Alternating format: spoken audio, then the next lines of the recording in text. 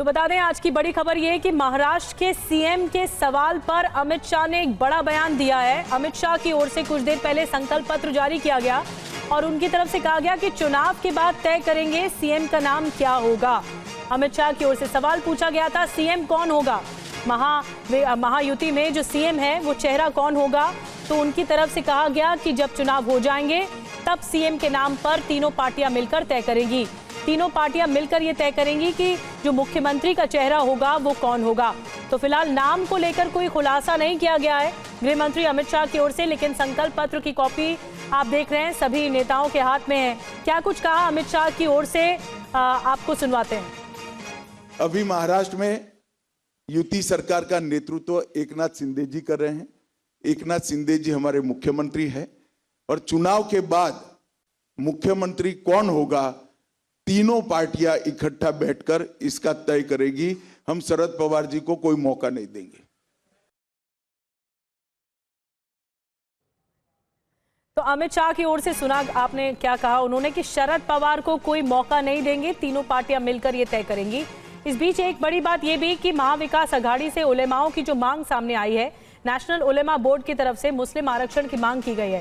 कांग्रेस पर कई सवाल खड़े किए हैं अमित शाह ने, सवाल पूछे हैं और ये भी कहा है कि महाविकास अघाड़ी से उलेमाओं की मांग पर क्या सहमत है महाविकास अघाड़ी की पार्टियां, क्या कांग्रेस सहमत है उलेमाओं की मांग पर, क्या कांग्रेस राजी है, ये सवाल पूछा गया। मुस्लिम आरक्षण पर कांग्रेस की क्या हामी है, अमित शाह ने ये सवाल पूछा। संविधान में धर्म आधारित आरक्षण नहीं है, तो सवाल पूछा गया कि क्या पार्टियां सहमत हैं इससे, धर्म आधारित आरक्षण को लेकर। क्या कुछ कहा अमित शाह की ओर से, आपको फिर सुनवाते हैं। उलेमाओं की कॉन्फ्रेंस ने, उलेमाओं की एक संस्था ने मांग की कि माइनॉरिटी को आरक्षण दिया जाए और कांग्रेस के अध्यक्ष नाना पटोले जी ने इस मांग को स्वीकार करने का पत्र एक्नॉलेजमेंट एक दिया है। मैं महाराष्ट्र की जनता को पूछना चाहता हूं, क्या कांग्रेस पार्टी के ये मंसूबे के साथ आप सहमत हैं क्या? एसटी, एससी, ओबीसी, दलितों का, आदिवासियों का और पिछड़ों का आरक्षण लेकर मुस्लिमों को देने के पक्ष में महाराष्ट्र की जनता है क्या? हमारा संविधान धर्म के आधार पर आरक्षण के पक्ष में नहीं। हमारे संविधान में किसी भी प्रकार का आरक्षण धर्म के आधार पर नहीं हो। और ये कांग्रेस ने सत्ता में आने से पहले ही वादा कर दिया है। मैं महाराष्ट्र की जनता को आगाह करना चाहता हूं कि आपको इस बात को संज्ञान में रखना चाहिए। और आपको बता दें कि संकल्प पत्र जारी करने के बाद अमित शाह ने उद्धव ठाकरे पर भी हमला बोला है।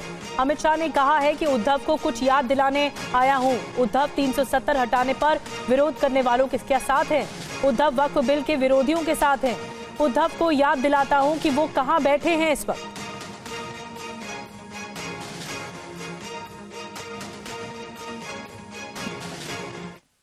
उद्धव ठाकरे को भी कुछ याद कराने आया हूं।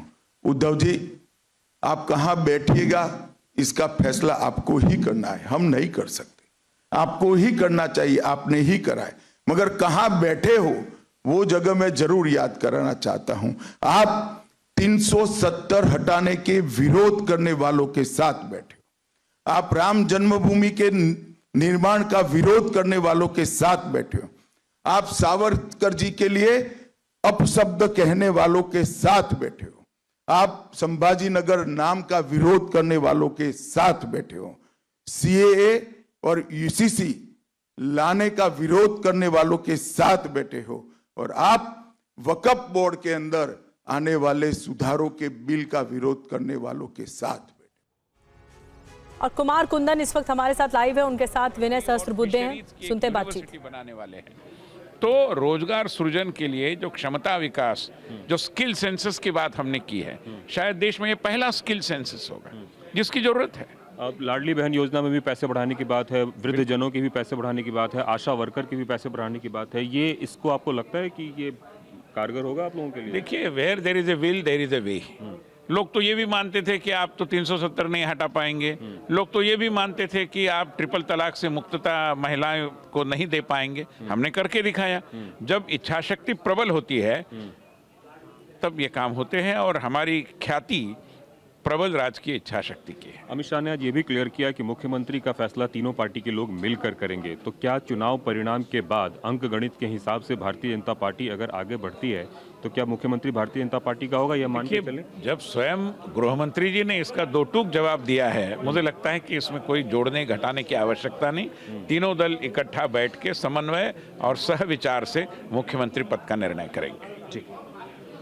तो निधि, आज की जो सबसे बड़ी बात थी वो ये थी कि जो महाराष्ट्र का अगला मुख्यमंत्री कौन होगा, इस पे जो सस्पेंस है वो एक तरीके से ये क्लियर हो गया कि अब वो भारतीय जनता पार्टी का भी हो सकता है, क्योंकि उन्होंने साफ कहा कि चुनाव परिणाम के बाद ये तय होगा कि कौन बनेगा महाराष्ट्र का अगला मुख्यमंत्री। तो निश्चित रूप से जो संख्या है वो संख्या सबसे बड़ी बात होती है कि किसके पास अधिक दल हैं। तो ऐसे में आप उम्मीद कर सकती हैं कि अगला मुख्यमंत्री अब भारतीय जनता पार्टी से भी हो सकता है। लेकिन कुमार, एक बहुत बड़ा आकर्षण अमित शाह के सवालों में रहा वो ये कि उद्धव ठाकरे से कई सवाल एक ही बार में अमित शाह ने पूछे हैं, और जिसको लेकर एक बहुत बड़ी बात कही, धर्म के आधार पर आरक्षण देने वाली, जिसकी सहमति कांग्रेस के नाना पटोले की ओर से जताई गई, ये भी कहा गया। तो अब सब ये जानना चाहते हैं महाविकास अघाड़ी में चल क्या रहा है और क्या वाकई ऐसा है, ये सवाल पूछा गया अमित शाह की ओर से।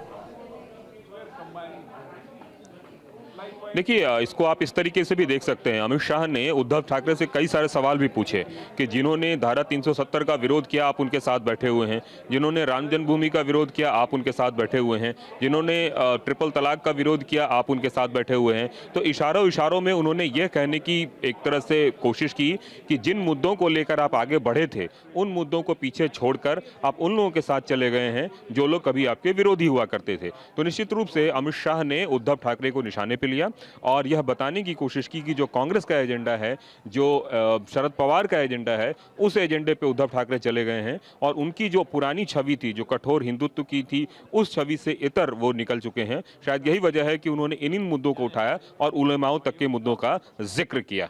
निधि, तो याद दिलाया अमित शाह की ओर से किस तरह से उद्धव ठाकरे के जरिए जो पूर्व में गतिविधियां की गई हैं उसको लेकर कई सवाल एक साथ दागे हैं। अमित शाह की ओर से संकल्प पत्र जारी किया गया, 25 संकल्प इसमें है, एक एक करके डिटेल कुमार कुंदन बता रहे। बहुत बहुत धन्यवाद कुमार आपका जानकारी देने के लिए।